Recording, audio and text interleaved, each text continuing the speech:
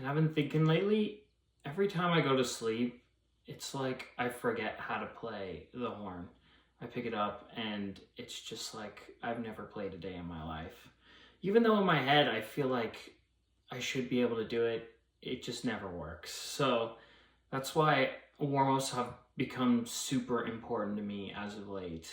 Not only to just get the chops moving, but to kind of relearn the instrument for the day in a healthy way so that I can keep doing it day after day. So right now, today, I've been focusing on one thing in particular, which is keeping my lips closer together as I play from the very start of each note and then through the very end of the phrase. So that's what I'll be focusing on today. So I'll be doing some scales, flexibility, and some range stuff in the low register. Nice, nothing fancy, but just trying to warm up. So here's the first scale.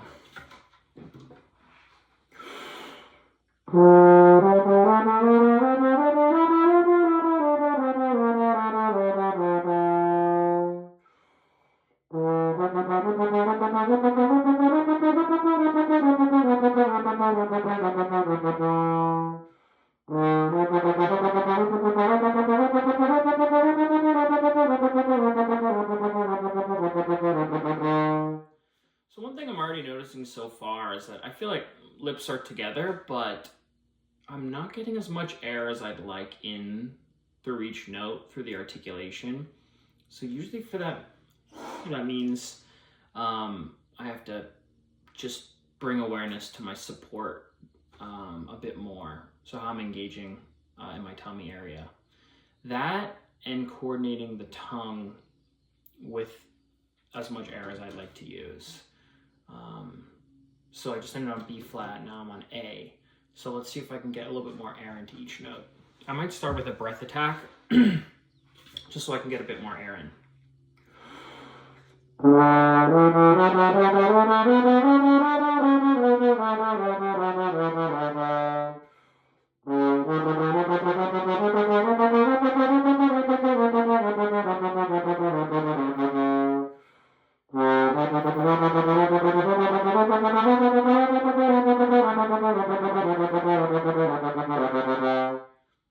Nice, it's going better now.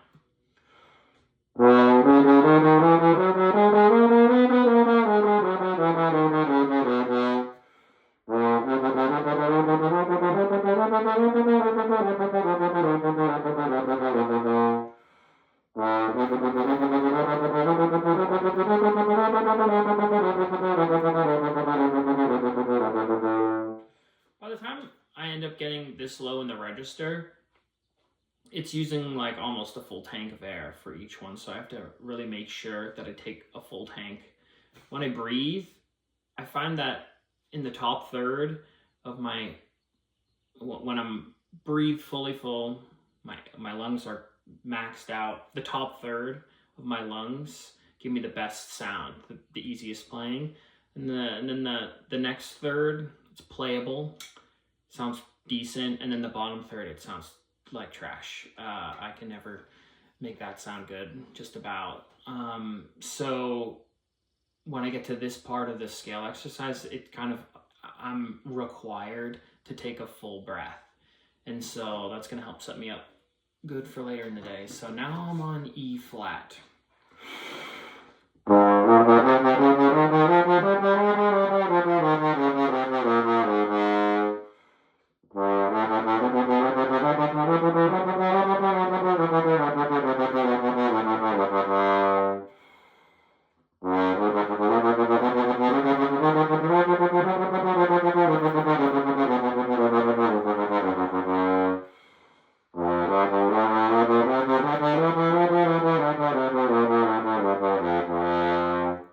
Okay, nice.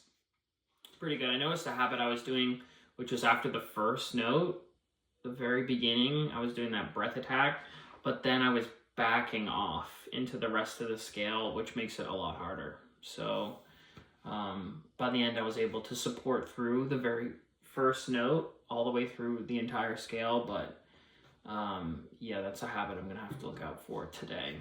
All right, so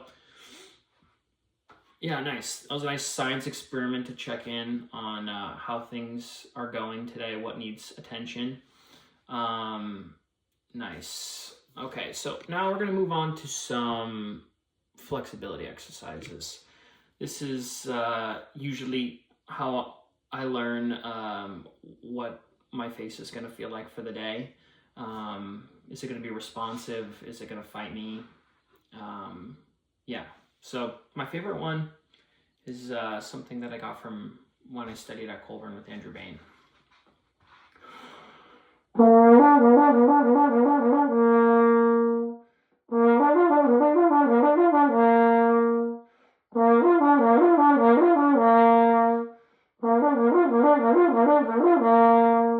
So it's those 4 parts, and then I bring it the key down.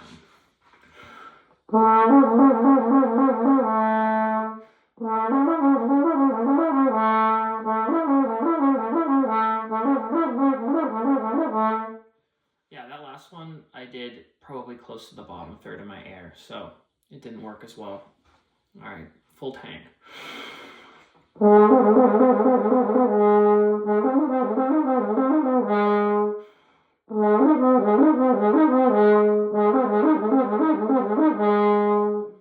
Much better.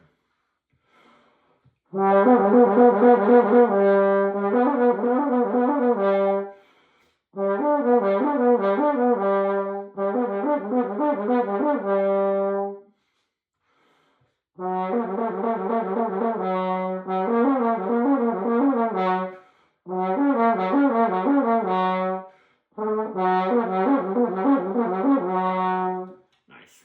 So that's where it starts to get harder. For flexibility exercises, your lips really need to be together, but also you need to start with slower air the lower you go. So it's managing having your lips close together, where I feel like for me it's easier to play higher, but use that same embouchure in the lower register. I find that in the high register, to keep my lips too close together before my first articulation, I have to go pa. But in the lower register, I like to go ba, ba, ba. Have a little bit more lower lip on it. I don't know why, but that seems to help me. So that was starting on D flat, but I had some issues. So I'm going to try that one again, starting with a ba.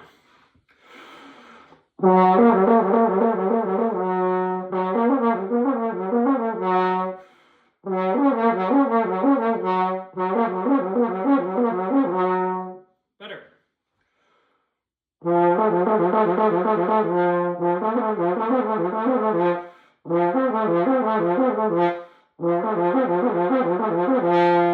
right, now we kind of entered the part of flexibility exercises in the mid register that your lips have to be quite relaxed. So a bit more structure is really helpful.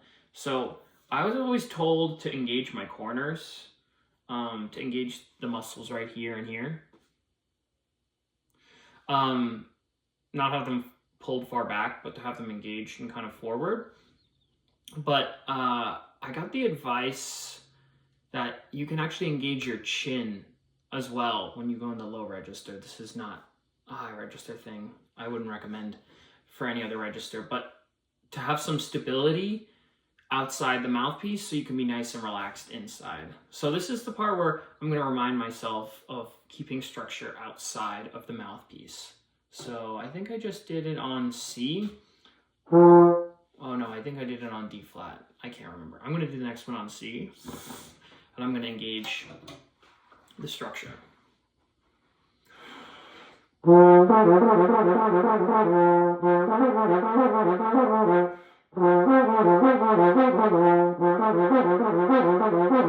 Wow, okay, that's so much better. Things are responding way faster than they were before. So, yeah, great. Let's try it again. Try it down a half step.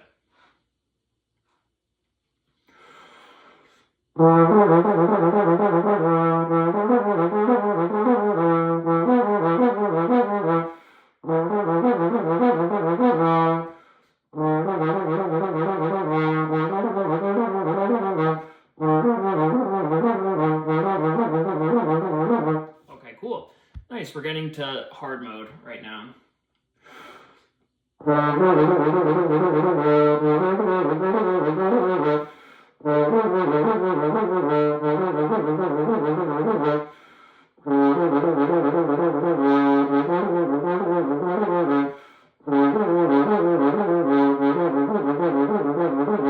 Okay, now we're on 1 and 3 is the next fingering.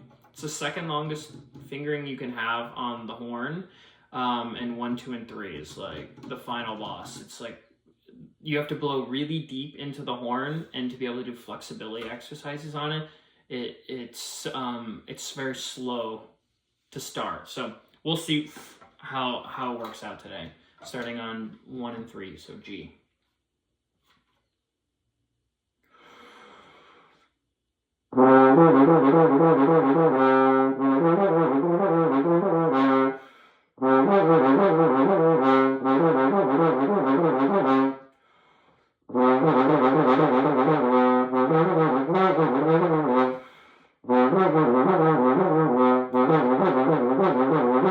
Okay, just about as good as I could hope for. So decent. I don't know.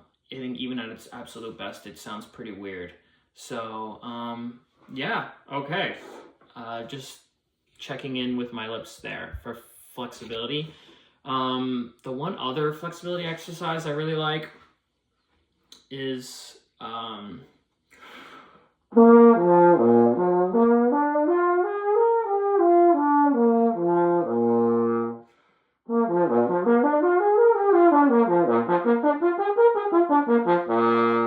so I like doing a slurred version and then a tongue version. I got that one from Andrew Bain. But in order to warm it up, I like doing a slow slurred version to just kind of have my face read the topography of where each note on the harmonic series sits.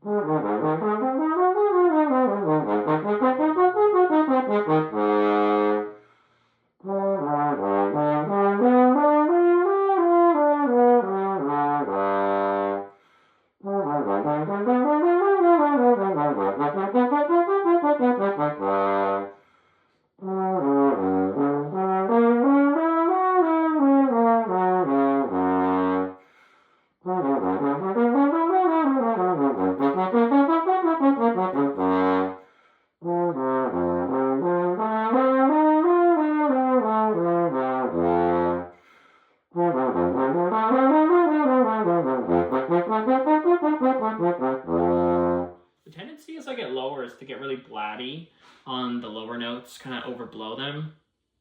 So try to slow down the air as I go down and speed it back up as I go up. That's the key, I think, to playing that exercise well. But the air seems to be working pretty well. Lips are closer together. If you keep going down, it gets harder and harder, mostly on your ego. So I'm going to stop right there. Okay, so next up, got some range. I'm a low horn player. I play fourth horn. So my natural skills are in the low register, and it takes a lot longer for me to warm up in the high register. And while I don't play that much at my job in the high register, when I do, it's usually something important like Star Wars. You don't want to be the one to crack the high B flat in Darth Vader's march. So yeah, so it's good to have that warmed up for the summer season.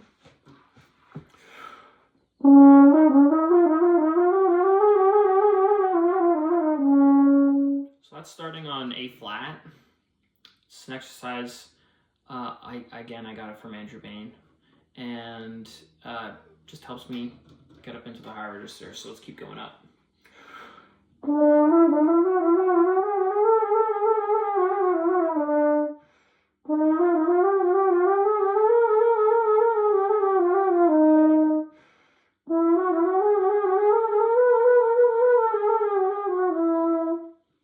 For this, on my horn, this is about the part where I need to start making sure my aural concept is bright. If I try to play dark in the high register, then it gets very inefficient to play on this horn. So I'm about to brighten things up. How I do that: speed up my air, shrink my aural cavity, have my tongue forward and arched. These are all things I do, and then just think bright and open.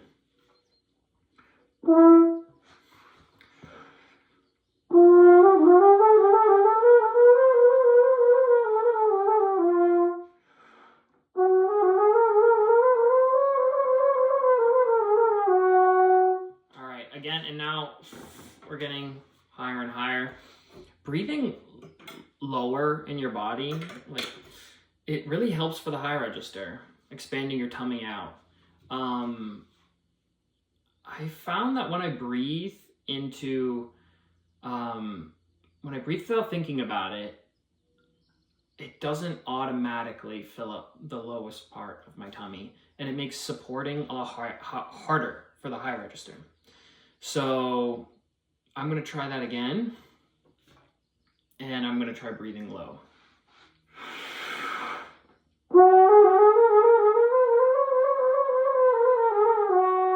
Sounds less anemic. Sounds good. And the nice thing about this, it's not really nice, but it's like forced relaxation. I can't play high when I'm tense, so it's like just physically just get to relax into my chair a bit before this next one.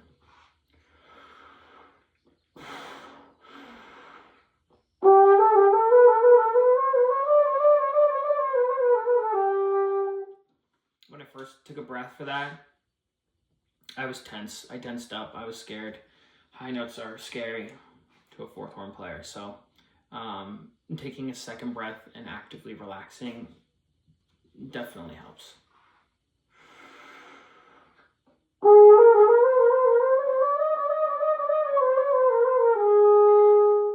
Nice. And so now I got two more before we get to high C, or I guess one more before I get to high C. And I'm going to start with a breath attack just to make sure that everything's working.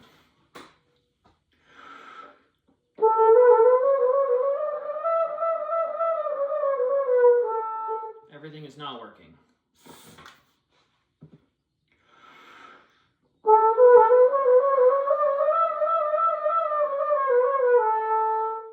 Oh yeah, mouthpiece pressure is, I was taught, kind of illegal, but I kind of under press in the upper register now.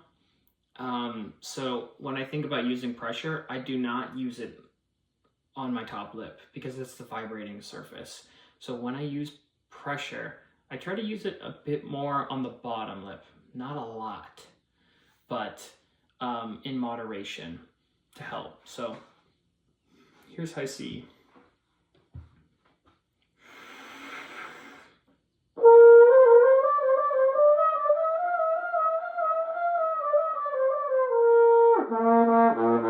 Okay, well, we got there.